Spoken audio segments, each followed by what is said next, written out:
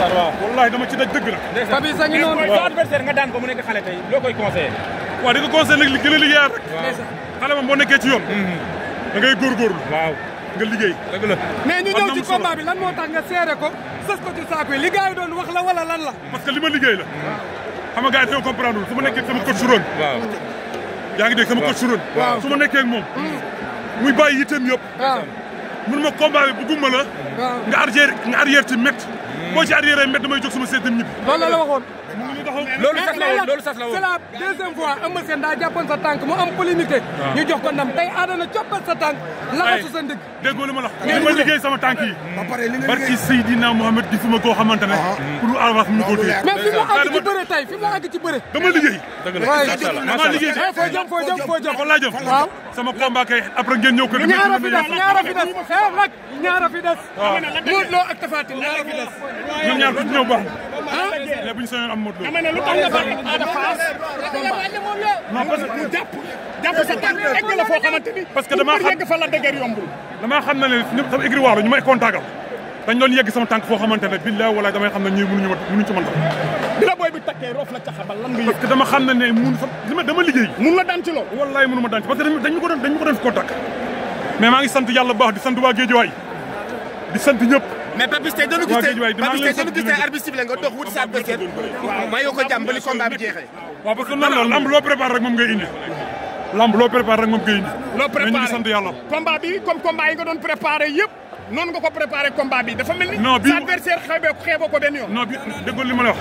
man du ma xeeb adversaire. man nag dëgg du ma xeeb adversaire. parce que dama nekk koo xamante ne man bañkat laa.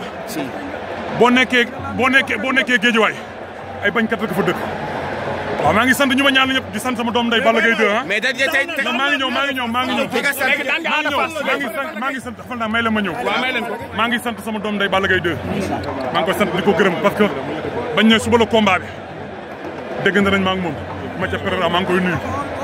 yaa ngi dégg déggante nañ mu wax ma lu bari mbët ñu ngi sa ginnaaw yàlla la yàlla may ndam te loolu dafa nekk loo xamante ne maa ngi koy sant bu baax a baax di ko gërëm beneen bis toppaat maa ngi sant sama doom nday Alioune Seye 2 wallahi maa ngi koy sant di ko gërëm président amuñu fayam yàlla na ko yàlla fay. mais da nga ne woon boo bëree ba daan titre roi des arènes nga bëgg. loolu rek laa bëgg leneen lu ma bëgg lu dul loolu. bu doon nii naa la bu doon tey.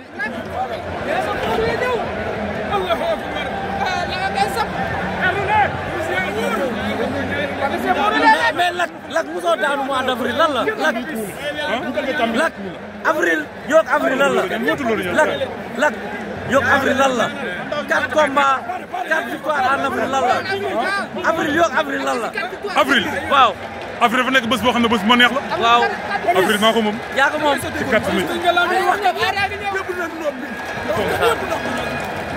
ndeysaan moom Ada Fass dañoo nar a daje ci digg géew.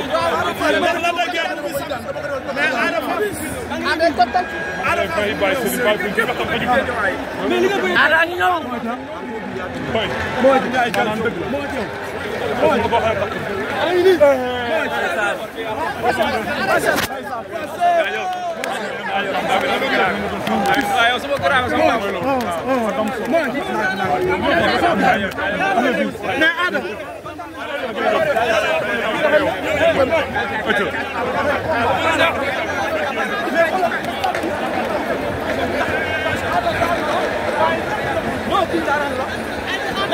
Ada maa ngi may ñaari minute rek.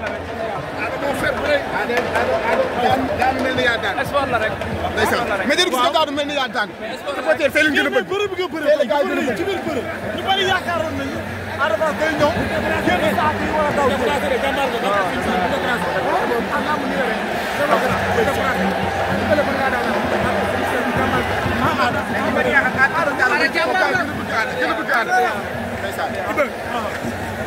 mais ci biir bëre lan nga doon tànn ndax caxabal nga ko mu mel ni ku diis maa ko bañ a bàyyi.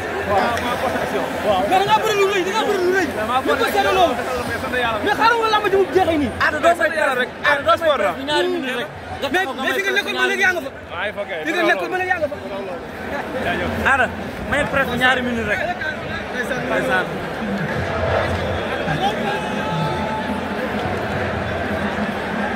Ada tey public bi nga andi. sant yàlla rek. takk nga ko.